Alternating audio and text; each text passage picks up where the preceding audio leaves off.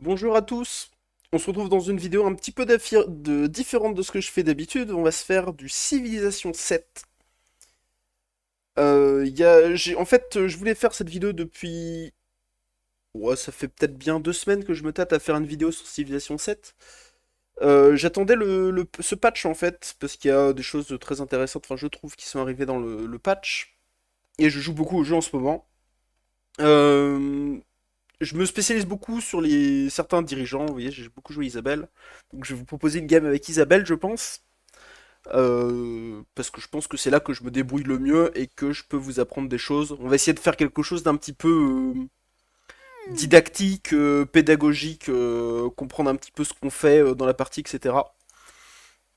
Donc on va commencer par le personnage, hein. Isabelle, c'est un personnage donc expansionniste économique. Vous avez plusieurs types de personnages que vous pouvez jouer dans la partie et qui peuvent suivre jusqu'à 6, je sais pas comment on peut dire, 6 domaines différents. Donc vous avez expansionniste, économique, je prends l'exemple ici, vous avez militariste, diplomatique, et il reste culturel et scientifique. Donc les noms sont assez évocateurs, hein. Économique, vous faites beaucoup d'or, scientifique, beaucoup de sciences, etc. etc. On va vite fait passer en revue les pouvoirs d'Isabelle. Donc simplement, en fait, Isabelle, c'est un personnage qui va avoir tendance à apparaître à côté d'une merveille naturelle directement. C'est des probabilités. Quand vous n'avez pas la merveille naturelle, et bah vous relancez la partie malheureusement. C'est comme ça. Mais en général, 80-90% du temps, ça m'est très rarement arrivé de ne pas avoir de merveille naturelle. Mais ça peut arriver. Donc, quand vous découvrez une merveille naturelle, vous gagnez de l'or. Donc là, c'est écrit 100 d'or par âge, mais ça va être en vitesse normale. Moi, je vais jouer en vitesse en ligne, histoire que la partie dure pas des heures, surtout pour les gens qui veulent regarder la partie. Tous les rendements des caisses de merveilles naturelles sont augmentés de 50% pour chaque merveille qu'on a chez nous.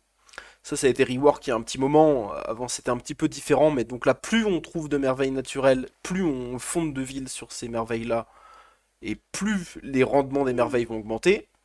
Et à côté de ça, on a un aspect un peu naval, donc alors c'est mal traduit, je sais pas si c'est mal traduit, mais en tout cas en anglais aussi, il y a une sorte de confusion étrange. C'est écrit augmente de 50% l'or alloué à l'achat des unités navales. C'est...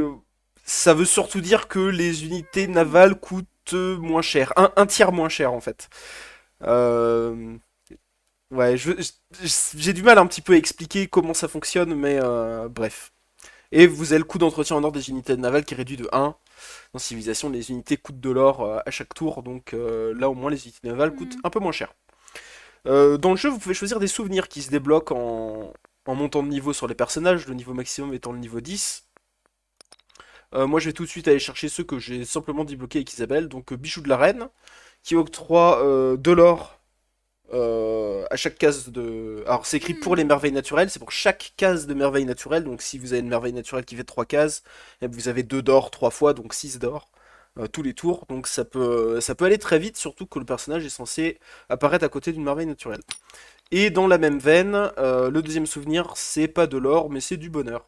Le bonheur, c'est un petit peu sous-estimé, je pense, dans le jeu, parce que ça permet d'avoir des célébrations. Et plus vous avez de célébrations, plus vous avez de doctrine, et plus vous êtes de doctrine, plus vous avez de rendement, et plus vous avez de rendement. Bref, c'est un cercle vertueux. Plega a On va Dios que passer yo sur la reine, civilisation, on y va que jouer este su l'Antiquité, reino qui est se certainement le meilleur acreciente âge du sobre jeu. la tierra. Alors, je vais ¿Se juste, hará igual con el de s'il te plaît, vos? tais-toi, je parle, merci. C'est certainement le meilleur âge des trois, l'Antiquité, le plus intéressant à jouer parce que bon, en fait vous faites le départ et c'est vraiment ça qui est intéressant dans Civilisation. Une fois que vous avez bien établi, vous pouvez jouer en autopilote, passer tous vos tours et vous avez gagné, hein. Donc l'intérêt du jeu c'est vraiment le développement. À la limite l'âge de l'exploration je le trouve bien aussi, mais le dernier âge je suis moins fan. On va jouer Carthage. Alors pourquoi Carthage? Simplement parce que on va s'orienter sur quelque chose de très économique. On va tout acheter dans notre partie. Donc Carthage, c'est un petit peu particulier en plus, comme je suis pas sûr que ce soit bien pour une première vidéo, mais moi j'aime bien jouer ça. En fait, dans le jeu, vous avez des communes que vous pouvez transformer en villes, et là, ce ne sera le cas que sur notre capitale. On n'aura que des communes à côté et aucune autre ville. J'expliquerai en jeu ce que ça veut dire. Et quand on achète un marchand ou un colon, on en a un deuxième directement, donc ça peut aller très vite. Les colons permettent de fonder des colonies, et les marchands, bah, de vous les envoyer dans des colonies d'autres personnes pour marchander et récupérer leurs ressources.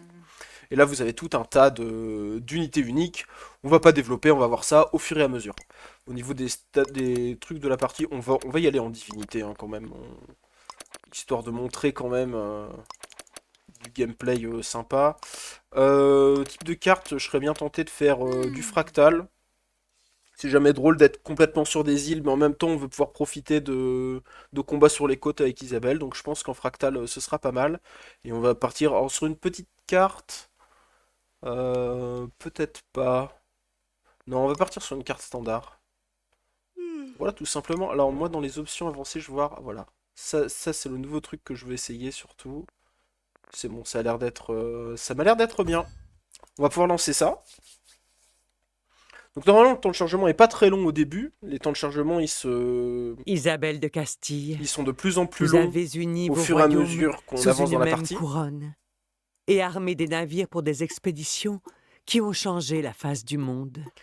Et là, ce qui est pas Guidez mal, c'est que vous votre pouvez peuple vers parcourir, les ça aussi, ça merveilles et c'était les le patch richesses d'avant, de vous la pouvez parcourir nature, pendant le temps de d'une main chargement ferme, pour pour ne vous pas remettre en glisser mémoire bas. tout ce que fait Donnez la l'ordre civilisation. aux reines et découvrez. Et c'est parti. Alors, là, notre merveille naturelle, bon, moi je la reconnais, elle est là. On la voit bien. Et là, on va devoir choisir où est-ce qu'on va s'établir. Donc, ça c'est notre fondateur qui va nous permettre de fonder notre première ville. On va tout de suite utiliser le filtre colon pour savoir où fonder. Donc, les cases rouges, on peut pas fonder dessus. Les cases oranges, on peut fonder dessus, mais il n'y a pas d'eau douce. Ça veut dire qu'on n'aura pas un rendement de départ en bonheur. Et les cases bleues, bah, c'est les meilleures. C'est celles où on aura un rendement de départ en bonheur. Alors, le jeu me conseille de me mettre là parce que c'est là où il m'a fait apparaître. Mais de deux choses l'une. La première, c'est qu'ici on a 3 ressources. Et dans le jeu, on a des bonus d'adjacence sur les bâtiments. Et en particulier, on a des bonus d'adjacence sur les ressources. Donc qui dit bonus d'adjacence sur les ressources, alors ça, c'est un petit mode, c'est le seul mode que j'ai installé sur le jeu, c'est pour mettre des marqueurs et placer nos bâtiments. C'est pour vous illustrer justement où est-ce qu'on va pouvoir mettre nos ressources. Je pense la bibliothèque c'est le cas le plus classique. C'est un bâtiment scientifique et vous voyez comme c'est indiqué, rendement de base plus 2 et vous avez 1 de science par ressource adjacente. Donc si vous la mettez là, votre bibliothèque, comme il y a 1, 2, 3 ressources adjacentes, ça fait 2 plus 3, ça fait 5. C'est ça qui est indiqué 5. Donc on est à peu près sûr qu'ici on veut mettre une bibliothèque, à coup sûr. On ne veut pas la mettre ailleurs. Mais si on met notre bibliothèque ici, en fait il y a d'autres bâtiments, on peut mettre 2 bâtiments par case. Donc si je mets mon centre-ville ici, je gaspille un emplacement de bâtiment. Donc j'ai pas envie de me mettre là avec mon fondateur. On va se mettre là je pense, parce qu'en se mettant là, on va tout de suite profiter des cases de merveilles naturelles. Alors certes on va passer un tour, le temps de se déplacer à gauche une fois, mais c'est pas très grave parce que les cases de merveilles naturelles, cette merveille nous donne, vous voyez, 4 de production, 2 de bonheur. Et grâce à Isabelle, on va avoir 50% de rendement supplémentaire, donc on aura 6 de production, 2 de bonheur, enfin 3 du coup, mais plus les 2 points de notre souvenir en or et les 2 points en bonheur, plus les 50% sur ces choses-là. Donc en fait, on va avoir 3 d'or, 6 bonheur et 6 production. C'est pour ça que c'est très très fort en début de partie cette histoire. Et on a aussi d'autres cultures, vous voyez un passif sur la merveille, d'autres cultures sur les cases de terrain accidentées de cette colonie. Alors malheureusement je vois pas de cases de terrain accidentées, il y en a une là mais elle sera trop loin. Donc je pense qu'on va se mettre là tout simplement. Parce qu'on a de l'eau douce ici, on est à côté ici, donc c'est plutôt bien. On va se mettre là, on va passer le tour. Hop, et là on va fonder ici. Voilà, la ville de Carthage. On va tout de suite choisir en production. Bon, c'est toujours bien de commencer par des éclaireurs. Il n'y a pas trop de doute là-dessus. Ce qu'on va faire, c'est que je vais remettre un petit peu mes marqueurs rapidement pour moi.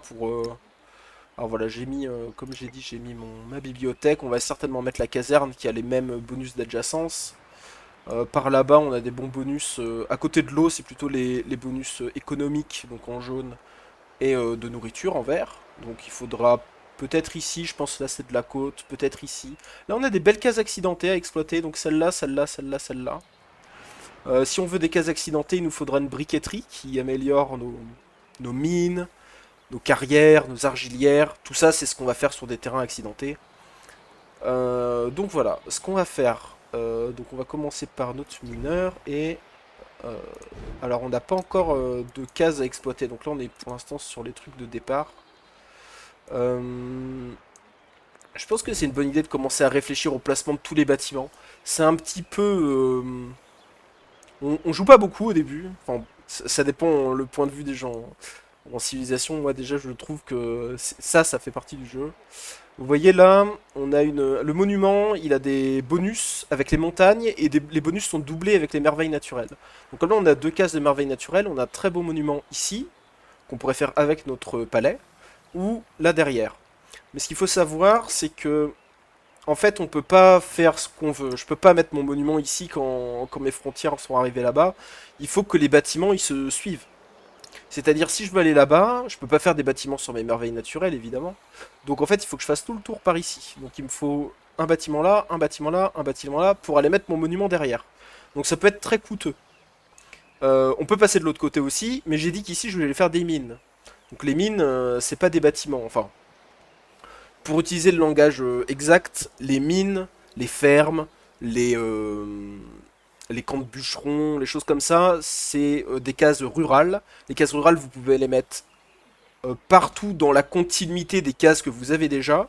Et les cases de district, donc les cases urbaines, vous pouvez les mettre qu'à la suite d'autres cases urbaines. Euh, donc, en fait, on va être obligé de passer par là si on met le monument. À la limite, ce qu'on peut faire, c'est mettre le monument ici. Parce qu'on a quand même un très bon spot. Là, on a 6, là, on a 7. Donc je pense que c'est certainement ce qui va arriver, parce que c'est quelque chose qu'on fera assez tôt, le monument. Par contre, on pourra peut-être trouver le temps de contourner pour aller mettre une ville là, par exemple. Par là. J'expliquerai tous les petits rendements au fur et à mesure. Donc oui, j'ai pas dit, mais le monument, ça donne de la culture. Hein. Culture et science sont un petit peu les deux grands rendements qu'on trouve dans Civilisation. Donc, pour faire le tour ici, alors, je dis ça, mais en fait, je ne peux pas faire le tour ici. Je ne peux pas parce que j'ai pas vu ça, c'est une montagne. Donc je ne peux pas construire de bâtiment ici. Je ne peux pas faire le tour par la gauche et on ne veut pas le faire par en haut. Donc en fait, on va pas faire le tour du tout, je pense. Mais comme on a une montagne ici, ça veut dire que ce spot, il est pas mal. Il est à 6. Bon, il n'est pas à 7 ou à 8, mais 6, c'est déjà très bien. Donc ça, il y a de bonnes chances que ce soit une villa. Alors là, peut-être qu'on fera pas notre monument ici. Là, on a encore une bonne case. Je pense qu'ici, là, on aura des bons bâtiments de type... des bons bâtiments de type économique. Je pense au marché, là on a un marché à 4. Donc le marché, les bonus d'adjacence, c'est les cases de lacs, de côtes, de fleuves navigables. Vous voyez, vous avez un petit fleuve ici, un grand fleuve ici. Les petits fleuves, ils donnent pas le bonus. Mais les grands fleuves, ils le donnent. Alors là, on a une case à 7, mais je pense qu'on n'y arrivera jamais à cette case. Oh, non, parce qu'en fait, il y a beaucoup de cases d'eau autour. Mais pour y aller, comme j'ai dit, il faut faire des districts jusque là-bas.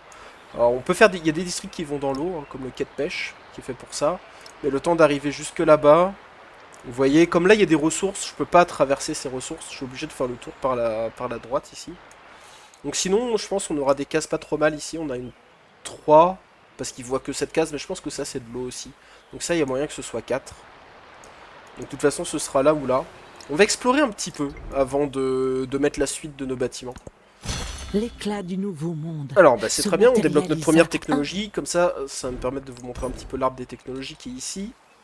Donc au niveau de l'arbre des technologies, c'est assez simple, hein, vous suivez, ça vous donne à peu près le nombre de tours et ça débloque des nouvelles technologies. Ah, d'ailleurs, ils ont rajouté le coût en dessous, ça y était pas ça avant. Donc on a le coût en technologie, on a dit qu'on aimerait bien faire une briqueterie pour exploiter les cases de mine qu'on a vues au-dessus de notre merveille. Pareil, on a une excellente bibliothèque à aller chercher. Donc on peut faire poterie, écriture directement. Ou alors on peut partir sur élevage pour aller chercher rapidement un très bon monument. Les deux options sont très bonnes, je pense. L'option navigation est pas bonne ici. On voit, on n'est pas si près que ça de la mer. Donc pour l'instant, c'est pas super. Je pense qu'on va faire, ouais, on va faire poterie, écriture. Ça me semble bien. Alors, notre petit bonhomme, où est-ce qu'on va l'envoyer? On va déjà avancer d'une case ici, on va monter progressivement par là. Waouh. Alors là, on a du volcan. Là, on a encore des sacrées cases de... Ah non, parce que ça c'est du fleuve navigable. Ouais, on pourrait pas mettre là malheureusement. Oh, c'est pas grave. C'est pas grave, c'est pas grave. Alors, croissance dans la ville. Dans votre ville, vous allez pouvoir avoir des bonus de croissance régulièrement. En fait, à chaque fois que vous gagnez un de population ici. Ici, c'est ma population. Et en dessous, c'est dans combien de temps j'aurai un nouveau point de population. La population, c'est déterminé par la nourriture. Donc, c'est les rendements en vert. Là, vous voyez, par exemple, ici, la nourriture, on en a là, là, là. Mais nous, on va partir, vous voyez, il y a beaucoup plus de rendement. Et surtout, la production, c'est le meilleur rendement du jeu dans les villes. Parce qu'en fait, c'est ce qui vous permet de produire, hein, tout simplement. Donc on va aller chercher notre case de rendement ici. Et on va se faire un deuxième éclaireur pour commencer. Un au nord, un au sud. Pour y voir un peu plus clair. Hop, alors toi tu vas aller vers le sud. Alors là, on voit un peu mieux, là, déjà. Donc je pense qu'on peut... Là, on va pouvoir commencer à tout placer. Toi, on va t'envoyer là-bas.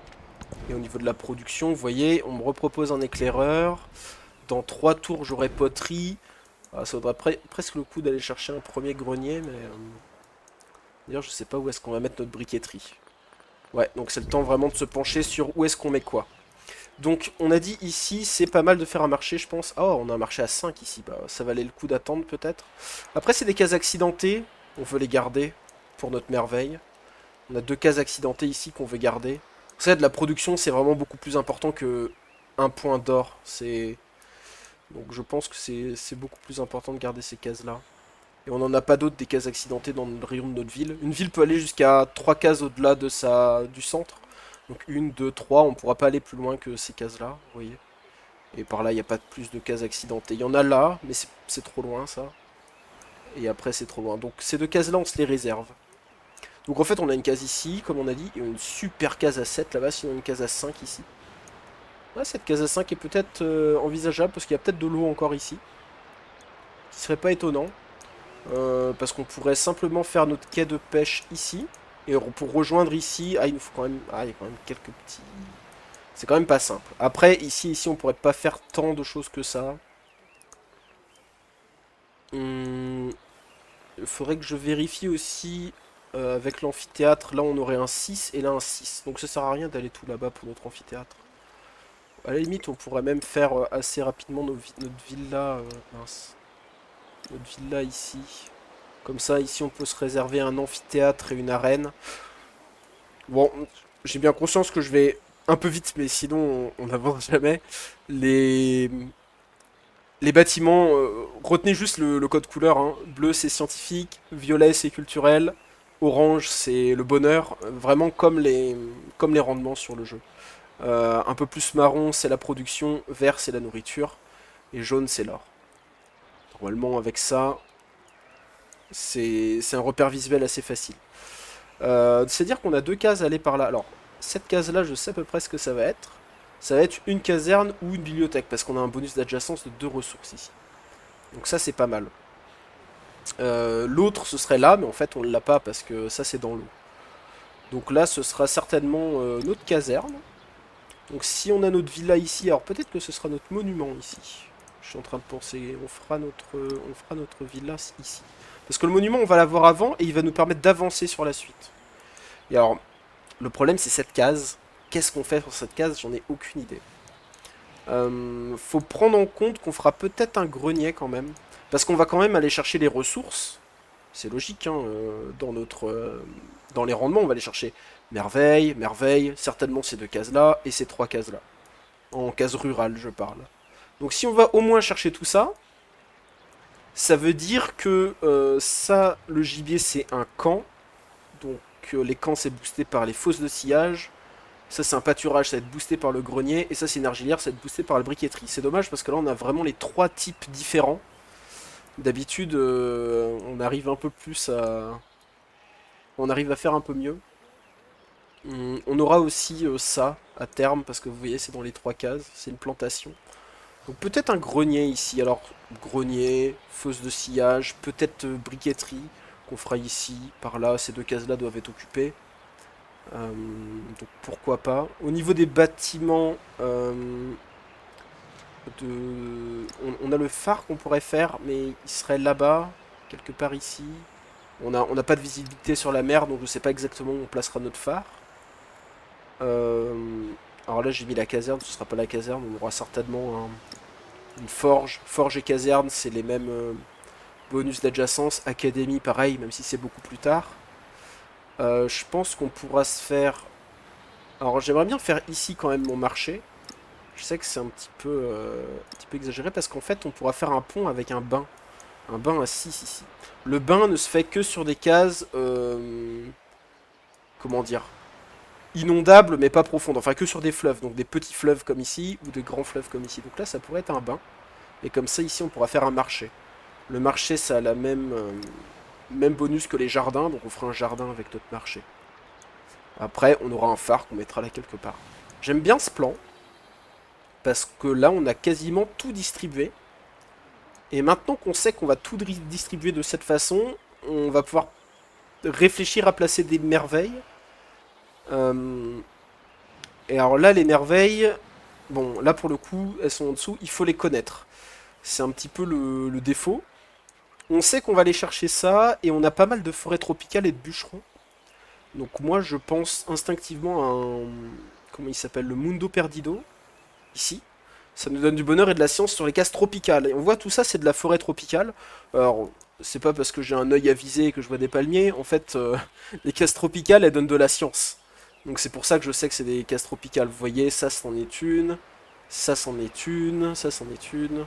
Ça aussi, ça aussi. Les cases ici. Donc en fait, on va avoir des choses à exploiter quand même. Donc un Mundo Perdido qui sera certainement fait. Peut-être ici, peut-être là. On a de la place. Et il y a aussi quelque chose de très important, c'est que les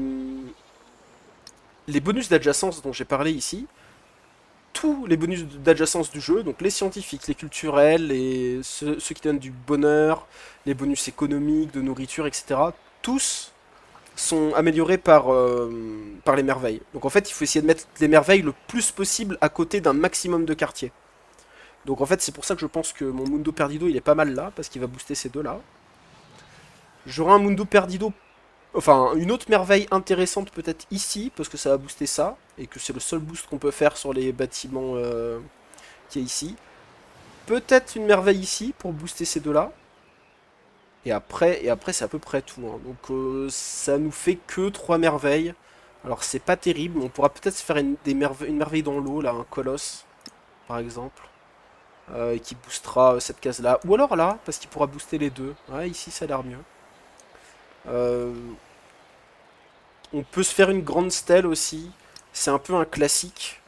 Parce que quand on compte faire des merveilles, la grande stèle permet de gagner de l'or à chaque fois qu'on refait une merveille. Donc peut-être commencer par une grande stèle ici ou là. Là ce sera peut-être un peu trop loin. Donc on va peut-être plutôt ici. Est-ce qu'il y a d'autres choses auxquelles je pense instinctivement? Je pense au palais du Wayang, mais en fait il est compliqué ce truc parce qu'il faut une case de prairie. Et je pense que j'en ai pas. Ouais, j'en ai pas. Dommage, j'adore cette merveille. Les pyramides, c'est sur les caisses de fleuves navigables, on en a qu'une, elle est là. Donc, ou non, on en a deux là-haut, mais c'est vraiment trop peu pour être intéressant. Après, on a des classiques comme la pyramide du soleil qu'on pourra peut-être faire quelque part. Hmm, Sinon, c'est... Je suis en train de penser au jardin suspendu parce que ça donne quand même un point expansionniste. Et comme on joue expansionniste, vous allez le voir dans les arbres un petit peu plus tard. Euh, c'est quand même intéressant d'aller chercher un jardin suspendu. Surtout que c'est une merveille qu'on fait assez tôt. Ils ont mis une nouvelle là, je vais pas la lire et tout, sinon on n'a pas fini. Donc je pense qu'il faudrait trouver un bon jardin suspendu. Donc ici sûrement. Ici ou là. Là, un jardin suspendu. Ça nous fait 4 merveilles. Je pense que c'est pas mal. On va pouvoir avancer un petit peu parce que on parle, mais ça n'avance pas. Euh, je pense qu'on veut faire un grenier parce que 3 tours, c'est exactement là qu'on débloquera ça. Malheureusement, notre grenier, on peut pas le faire là. Mais en fait, on dispose d'une petite place ici. Donc ce qu'on va faire, c'est qu'on va enlever ce tic là. Et peut-être même lui. Parce que peut-être que notre briqueterie, on la fera là finalement. Et comme ça, on peut mettre notre grenier ici. Histoire d'avancer. Allez, on va faire ça. Grenier. Et c'est parti. Il est temps de jouer un petit peu. Donc là, on explore. Alors, les éclaireurs ont plein de pouvoirs différents. On utilise surtout ça. Le pouvoir de recherche, ça nous permet de voir un peu plus loin. Et de découvrir les points d'intérêt. Ici, par exemple, là, on a un campement. Et là, on a un feu de camp. Donc il faut aller chercher ces petits points d'intérêt. Ils nous donnent des bonus. On va faire pareil avec lui. Lui aussi, il en a trouvé un là-bas. Donc on va y aller. Hop, on va pas les contrôler. On va les... 3, 4 tours. Bah, tu vas aller sur celui-là. On va prendre notre deuxième case de merveille naturelle. Et là, on a déjà beaucoup de production. Ça va très vite. On a fait notre grenier. On n'a plus de bâtiments à faire tellement ça va vite. On va se refaire un éclaireur. Mais tous Voilà. sont faits. On a la poterie. Grâce à la poterie, on part sur une briqueterie. Alors, là, vous voyez, ça donne un de science et un de culture. C'est parce que quand vous avez un quartier entièrement complété, donc 2 bâtiments sur la même case, qui est adjacente à votre palais, donc ici, ça donne un de culture et un de science. Bon, là, pour l'instant, on n'en veut pas. On a dit on veut avancer notre truc ici, et on garde ça pour notre éventuel monument. Après, je suis en train de me dire, peut-être le monument, on le foutra là, hein, parce qu'on va l'avoir vite, et ça, c'est une meilleure case de duo. Donc en fait, c'est ce qu'on va faire, je pense. Je me demande si on va pas... Voyons, il y a des petites modifications, au fur et à mesure, on réfléchit, et on va mettre notre villa ici, je pense. Ouais, quelque chose comme ça. Et ici, on peut faire... j'ai dit quoi? Ma briqueterie. Comme ça, je complète tout de suite mon bonus. Toi, tu vas aller là-bas. Nouvellement créé, ma briqueterie, on l'a fait.